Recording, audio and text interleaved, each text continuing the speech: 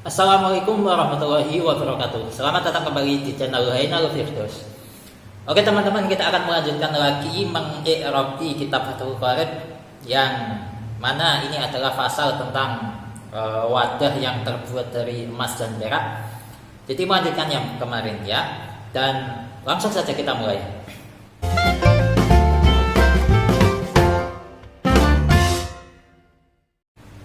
A'udzubillahi minasyaitonirrajim. Bismillahirrahmanirrahim. Qala al-musannifu rahimahullahu ta'ala wa nafa'ana bihi wa bi ulumihi fid dharain amin ya rabbal alamin.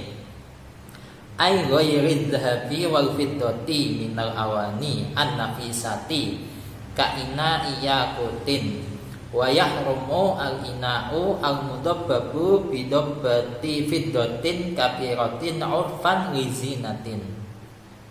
Ay ghairi dhahabi, yang dimaksud bukan keduanya di sini adalah yang bukan terbuat dari emas, wal fiddati dan perak.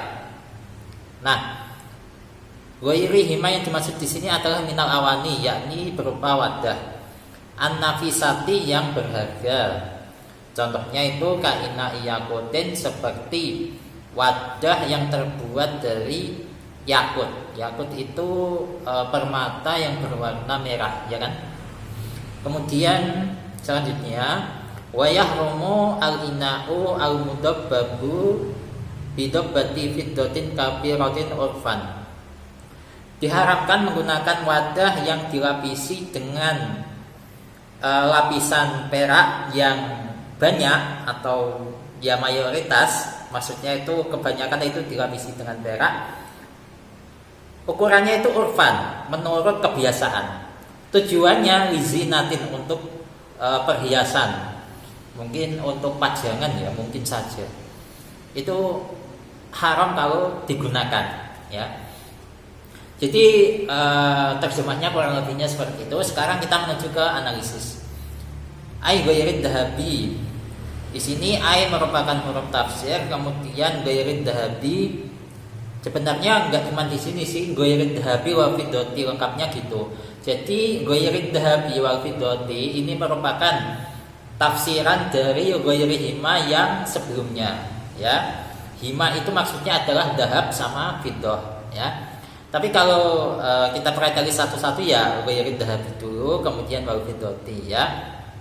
Jadi tafsiran pertama di sini ghairi dhahabi di situ, yang mana ini berupa takrib idhofi, ghairi sebagai mudhofnya, ad-dhahabi sebagai mudhof ilaihnya. Ya, di sini dibaca jar ghairinya, sebab yang ghairi hima yang di video yang kemarin itu bacanya itu dibaca jar, sebab posisinya sebagai sebagai mudhof ilaih. Sehingga di sini tafsirannya juga harus dibaca jar, yakni ghairi dhahabi ya. Kemudian wal fiddati, wawnya di situ merupakan waw huruf athof, sehingga di sini merupakan athof nasab. Kemudian kalimat al-fiddatinya menjadi maktuf dari kalimat ad-dhahabi ya. Berhubung ad-dhahabi itu dibaca jar, maka al-fiddati di sini juga dibaca jar. Di sini tanda jarnya adalah kasrah karena al-fiddati merupakan isim mufrad. Kemudian minal awani adalah jar majrur, huruf jarnya adalah min, majrurnya adalah kalimat al-awani, yang mana itu berupa jamak ya, jamak taksir, yang kemarin sudah kita bahas, silahkan kalian cari sendiri ya. Kemudian an-nafisati adalah sifat atau naat dari kalimat al-awani.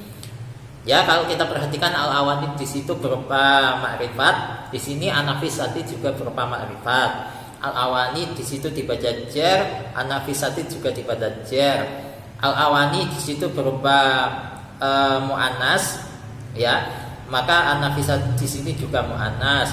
Al-awani di situ berupa jamak, maka an-nafisati di sini meskipun secara lafaz itu mufrad, tapi berhubung ketambahan tak marfuthah ini bisa dijadikan sebagai sifat untuk lafaz yang jamak ya. Karena kullu jam'in muannasun ya. Sehingga an-nafisati di sini cocok menjadi sifat atau naat dari al-awani. Kemudian kaina iyakutin adalah jar majrur, huruf jarnya adalah kaf. Kemudian majrurnya adalah ina iyakutin yang berupa takrib idhofi ya. Ina'i sebagai mudhofnya, yakutin sebagai mudhof ilahnya. Ya, di sini ina'i itu dibaca jar sebab huruf jar kaf, yang yakutin di situ dibaca jar sebab posisinya sebagai mudhof ilah ya. Dan di sini idhofahnya merupakan idhofah yang maknawi atau idhofah mahdhah, dan di sini memiliki makna min. Kaina yakutun ay kainain min yakutin, seperti wadah yang terbuat dari yakut ya. Kemudian selanjutnya wayahrumu, di sini di sini bisa kalian jadikan sebagai waw istinaf, bisa juga kalian jadikan sebagai waw ataf ya, terserah kalian. Jadi kita pilih satu saja. Di sini saya jadikan sebagai waw ataf ya, waw ataf, sehingga di sini merupakan ataf nasakh. Kemudian yahrumunya menjadi maktuf dari maktuf alahnya adalah kalimat yajuzu. Yajuzu istimalu ina ibairihima ya, yang itu yang yajuzunya saja. Dan di sini yahrumu secara sigot berupa fi'il mudhari yang dibaca rafa, tanda rafanya dhamma sebab ia tidak diawali dengan amil nasab ataupun amil jazm. Kemudian al-ina'u merupakan fa'ilnya, dibaca rafa, tandanya adalah dhamma sebab al-ina'u merupakan isim mufrad ya. Jadi ini bentuk mufrad dari al-awani ya. Kemudian al-mudhaf babu adalah sifat dari al-ina'u. Ya, di sini al-ina'u dibaca rafa, al-mudhaf babu juga dibaca rafa, tandanya sama-sama menggunakan dhamma. Al-ina'u di situ merupakan isim yang ma'rifat, al-mudhaf babu juga berupa isim ma'rifat. Ma'rifatnya sama-sama menggunakan al. Al-ina'u di situ merupakan isim mufrad, al-mudhaf babu juga berupa isim mufrad. Al-ina'u di situ berupa isim yang mudzakkar, al-mudhaf babu juga berupa isim yang mudzakkar, sehingga bisa menjadi sifatnya. Kemudian kalau di sini secara sigot al-mudhaf babu itu berupa isim maf'ul dari dabbaba yudabbibu ya. Kemudian bidabbatin bidabbati fiddatin adalah jar majrur, huruf jarnya adalah ba, majrurnya adalah kalimat dabbati fiddatin ya. Yang mana di sini majrurnya berupa takrib idhofi, dabbati sebagai mudhofnya, fiddatin sebagai mudhof ilahnya.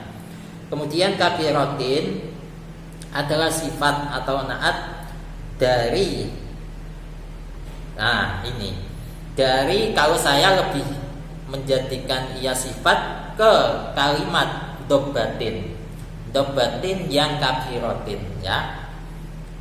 Ya itu di situ dobbatin itu berupa isim yang mu'annas, kabiratin juga mu'annas. Dobbatin berupa isim nakirah, kabiratin juga nakirah. Dobbatin berupa dibaca jar, kabiratin juga dibaca jar. Dobbatin berupa apa yang belum? Isim tasniyah mu'annas, kabiratin juga mu'annas ya, sehingga bisa menjadi sifatnya. Kemudian urfan. Di sini urfan saya menjadikannya sebagai dorof ya, dorof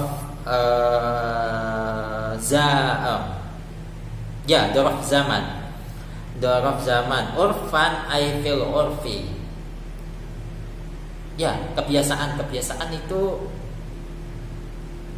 ya, meskipun itu menunjukkan apa ya, tapi itu ada sisi waktunya gitu. Fil urfi menurut kebiasaan ya kan, menurut dorof zaman, bukan dorof makan. Kalau makan itu sebenarnya bisa sih menjadi dorof makan menurut kebiasaan di lokasi itu. Jadi gimana kalau menurut kalian? Kalau saya pertimbangkan lagi di sini, urfan itu menjadi dorof makan saja ya. Keterangan tempat ya, tempat di situ, khusus tempat itu saja ya. Oke, jadi urfan adalah dorof makan, dibaca nasab, tanda nasabnya adalah fathah ya, karena urfan merupakan isim mufrad. Kemudian rizinatin adalah jar majrur, huruf jarnya adalah lam, majrurnya adalah kalimat zinatin yang tanda jarnya adalah kasrah karena zinatin merupakan isim yang mufrad. Nah, kurang lebihnya seperti itu, dan sekian dulu untuk video kali ini. Wallahu a'lam bishawab. Semoga barokah. Al-Fatihah.